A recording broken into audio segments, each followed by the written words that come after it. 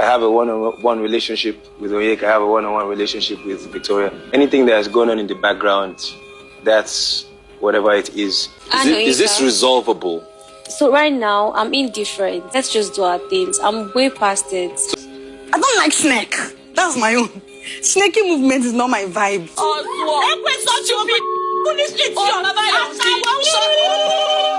Hey, wow, a lot was said today. I mean, it was a very cool episode until the end. Everything just went like this. And I was like, how did we even get here? The drama. Hi guys, welcome to another episode of Lucy's Quick One, talking the Big Brother Naija No Lose Guard reunion. Guys, just when I thought that, the drama of this entire week, Monday, Tuesday, Wednesday, Thursday, all the rancor and the noise, we come to Friday, and while I was watching the episode, you will not tell me that you didn't feel that everything was really calm and collected. Yes, things were being discussed, but things were going really smoothly until the end, and I was like, I guess we'll never stop having the drama. So let's talk about the reunion, episode 5. We start with friendships. This one really shocked me. Face me. I've showed this guy endless love. From the very beginning I met you. I want to know what you think about Suj and Tofa. So Ebuka starts the show today talking about Suj and Tofa's relationship and why they are not friends. And to be honest, guys, I was shocked. I was like, you guys too. How many friendships are we going to end because of Big Brother? So Topher is narrating his own experience, saying that, okay, he feels that in summary, Suj was not supportive of him when they came out of the house. There was a very weird energy. He launched the jersey, and then Suj was nowhere to be found. And while Suj was listening, he was just looking at the guy. So Ebuka, of course, he will always balance the story. He looked at Suj and was like, Sujad, you're on your chapstick. Why are you and Tofa not on good terms anymore? And he was like, he didn't even face Ebuka. He faced Tofa. I was like, look at me. I'm talking to you. Look at me. I was like, how did we get here? He was like, was there any time I didn't support you? Like, we came out of the house, you talked about the jersey you wanted to launch. And of course, I was very supportive. I wanted to get a jersey. He told me that he wasn't going to give me the one I was wearing. And then one thing led to another. He brought a new batch and never gave it to me. Did he expect me to, chase him? And to be honest, when I was listening to them, I was like, this is a very clear case of miscommunication. Like, you guys are not communicating, you guys are not having conversations, you guys are not talking to each other, you guys are just building up on, let's say, emotions. Like, emotions are the ones riding the both of you and nothing else. Because at some point Suj was saying that even his family members had warned him about Tofa, and I was like, I think that's one of the reasons, if you notice something was weird, that you didn't have a conversation with Topher. And Topher too, if you notice that this guy was a bit withdrawn, why didn't you talk to him about it? While Topher was still arguing, saying that he knows that most of the times, Suj can be a bit nonchalant about things or really calm about things, I still felt like Topher should have had a conversation with Suj, and Suj shouldn't have really gone with what his family members were saying, knowing that they were friends. Now, in case you do not know, for all those who probably have not watched the show or you do not know, Suj and Tofa met in an office. They came as colleagues and they became friends because they had similar interests when it comes to fashion and all of that, and they wanted to build something together. That was how they formed this brotherhood and they came into the house. So while Ebuka even was watching the whole thing, he said he thinks that both of them were never friends in the first place. And to be honest, I do agree, because friendships is not colleague relationship. It's always very different when it comes to friendship. If somebody is your friend and you guys are having issues about something, and you guys are even the same sex, I think you should have a conversation, especially when it comes to guys. Because I usually say that most of the times I feel like guys do not have as much issues as ladies would have, because ladies will first go around, go back and forth before they now finally come and say, let's reconcile. But guys will always call each other and say, guy, what's going on? I don't like this, I don't like that. And that's the end of the whole thing. So to be honest, I was really surprised, just like everybody was, that Suj and Tofa are having this issue. Even Nelly was like, they don't talk to each other.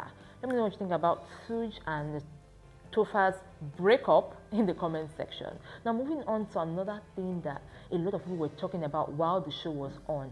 That's the relationship between Shan and Victoria. When the show started at the beginning, people were saying, this Shan and Victoria's relationship, we do not understand what exactly is going on. So Ebuka helped to bail the cat.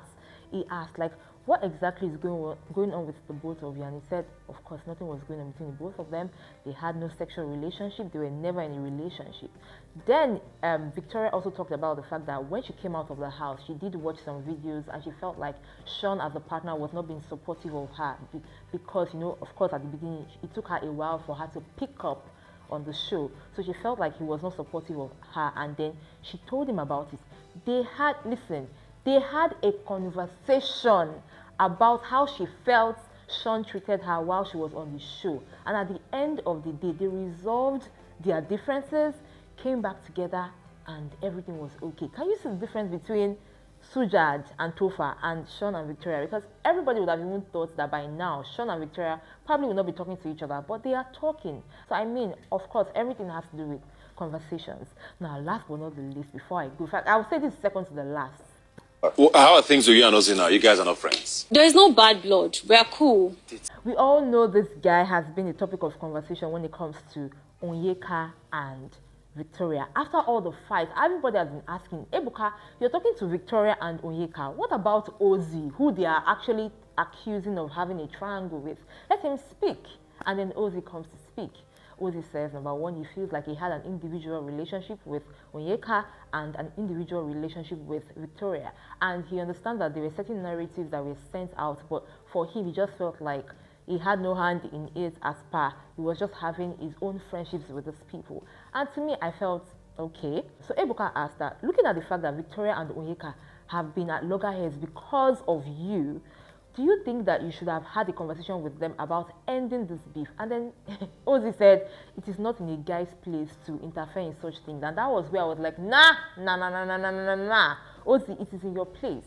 If there is an issue with women about you, it means that you're probably not setting or putting certain boundaries in place, and that's what is causing this whole issue.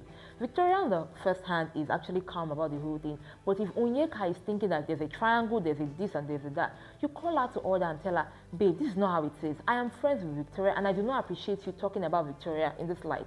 And if peradventure Victoria ever comes and talks about Onyeka in a demeaning way, it is also in your place to say, Victoria, I do not like the way you are talking about Onyeka, and let everybody understand that you have respect for this person and that person. So you saying that it's not in a guy's place is something that I do not really agree with. And then Ebuka was like, okay, let's bail the cats. He decides to ask other housemates. So Ebuka asked DJ Flo, he also asked Nelly if they think that Ozee was enjoying the whole triangle situation. And guess what? They said yes.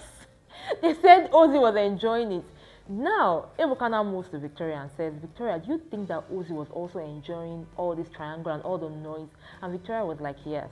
And the thing I said about Victoria, I felt in my last episode was that Victoria always comes with receipts. She was like, there was a time after the party she was eating, he comes to her, she drives him away, and then he goes over to kiss Onyeka. And she was wondering, like, what's the meaning of all of these things? And you're saying that your intentions towards us was pure, your intentions towards us was just friendship. Why was it that you were kind of playing certain cards that I do not understand?